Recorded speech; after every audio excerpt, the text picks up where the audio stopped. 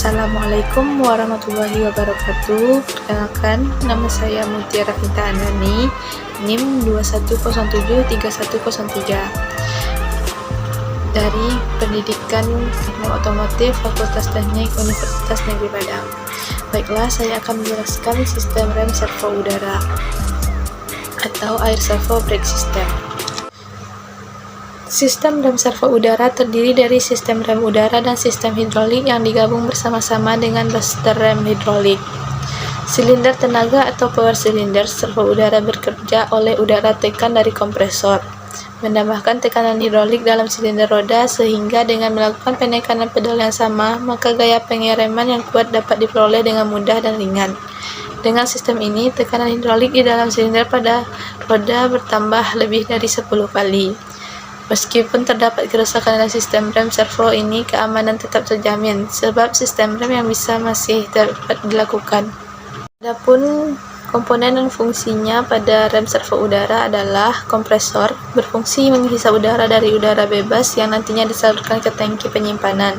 Kompresor digerakkan oleh bantuan puli yang diputar oleh mesin. Kemudian air dryer berfungsi sebagai perangkat yang digunakan untuk menghilangkan kadar air dari udara yang berasal dari atmosfer untuk mencegah saluran dan penyimpanan udara dari kondensasi air yang dapat menyebabkan kegagalan rem, seperti pada musim dingin, karena pembekuan air yang terkondensasi dapat menyebabkan karat. Kemudian air reservoir tank berfungsi sebagai tangki yang digunakan untuk menyimpan udara bertekanan yang dikirim oleh kompresor. Penyimpanan udara pada tangki ini selalu memiliki jumlah udara terkompresi yang cukup sehingga rem dapat bekerja beberapa kali dan juga mencegah kegagalan rem ketika kompresor udara menunjukkan kegagalan fungsi. Kemudian exhaust port berfungsi sebagai saluran pembuangan udara yang berlebih ketika pedal rem ditekan. Kemudian brake camber atau slug adjuster berfungsi sebagai aktuator yang merubah tekanan angin menjadi gaya gerak yang menggerakkan skem untuk menekan trommel rem. Kemudian brake valve berfungsi sebagai katup yang bekerja membuka dan menutup yang mekanismenya tersambung pada pedal rem. Cara kerja servo udara pada saat belum bekerja. Piston tenaga ditekan ke sebelah kiri dari tabung silinder oleh pegas pembalik, disebabkan oleh udara luar melalui saluran keluar atau exhaust port ke dalam ruang udara. Dari sini masuk ke saluran dan sebagian lagi masuk ke diafragma, kemudian ke titik tengah ruang pengontrol. Udara dari saluran masuk ke sisi kanan ruang silinder. Sementara itu udara mengalir ke ruang pengontrol lewat pipa pengontrol dan masuk ke dalam sebelah kiri ruang silinder. Jadi dengan demikian, kedua sisi dari piston tenaga di bawah tekanan udara luar. Piston katup relay ditekan ke kiri oleh pegas dudukan katup. Piston hidrolik bersama dengan batang pendorong didorong ke sisi oleh pegas pembalik. Akibatnya, nok berhubungan dengan ring penyetop, menyebabkan bola terpisah dari dudukan piston hidrolik sehingga memungkinkan minyak rem mengalir melalui lubang tengah piston. Udara sistem kompresor masuk langsung ke saluran, tetapi ditutup oleh katup relay untuk mencegah udara tekan masuk ke sisi ruang pengontrol. Kerja servo udara pada saat mulai bekerja. Tekanan hidrolik dari massa silinder mengalir melalui katup searah, kemudian mengalir melalui piston hidrolik melalui saluran dan bekerja pada piston katup relay. Bila tekanan hidrolik dapat mengatasi tegangan pegas dudukan katup, diafragma secara baik sekali berhubungan dengan katup relay sehingga ruang pengontrol terputus dengan ruang atmosfer. Dengan naiknya tekanan hidrolik, katup relay meninggalkan dudukannya dan memungkinkan udara tekan dari saluran masuk ke ruang pengontrol, kemudian mengalir terus ke pipa pengontrol dan katup penunda lalu ke ruang. Cara kerja servo udara dalam keadaan bekerja. Sejak ruang di bawah tekanan udara luar, maka perbedaan tekan di antara dua ruangan akan menyebabkan piston tenaga terdorong ke sisi kanan menekan pegas pembalik. Batang pendorong terikat pada sumbat dengan pin, maka sumbat akan mendorong piston hidrolik ke kanan. Di lain pihak, nok ditekan terhadap ring penyetop oleh pegas hingga bola duduk dengan rapat oleh pegas dan penutup saluran hidrolik dari master silinder ke silinder roda.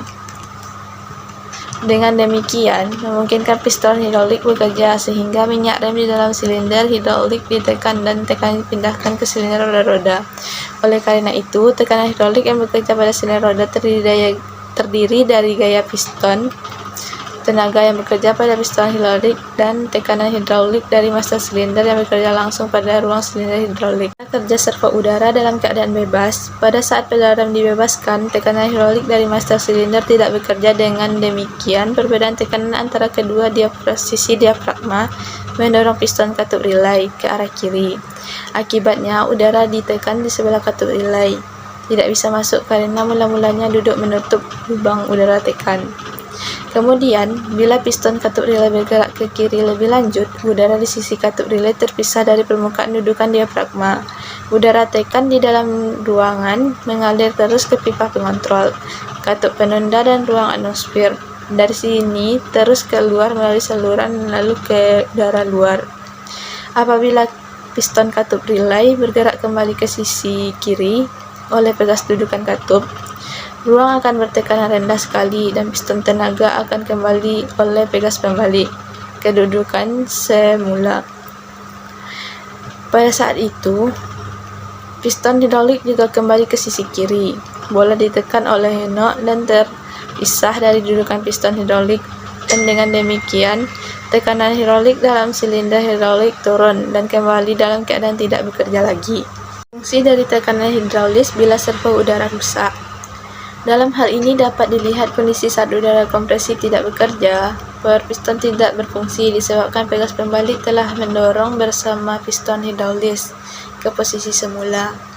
Hal ini menyebabkan menyinggung dan memisahkan bola dari kedudukannya ke piston dan membuka lubang minyak rem. Minyak rem akan masuk ke silinder hidrolis melalui kontrol orifice dari piston. Dengan demikian, minyak rem dari master silinder langsung bekerja ke silinder roda. Bila pedal rem ditekan, tekanan minyak dari master silinder langsung bekerja di silinder roda, sehingga rem bekerja sama seperti rem hidrolis biasa. Dapat dilihat bahwa sedikit minyak rem mengalir ke piston katup relay, seperti pada gambar, tetapi hal ini tidak berakibat karena udara kompresi tidak ada. Sebab itu, sekalipun terdapat kerusakan dalam sistem udara kompresi, pengereman tetap berjalan dengan aman. Yang terasa hanyalah bahwa daya untuk menginjak rem akan lebih berat sedikit. Sekian penjelasan tentang reservoir udara dari saya. Terima kasih. Assalamualaikum warahmatullahi wabarakatuh.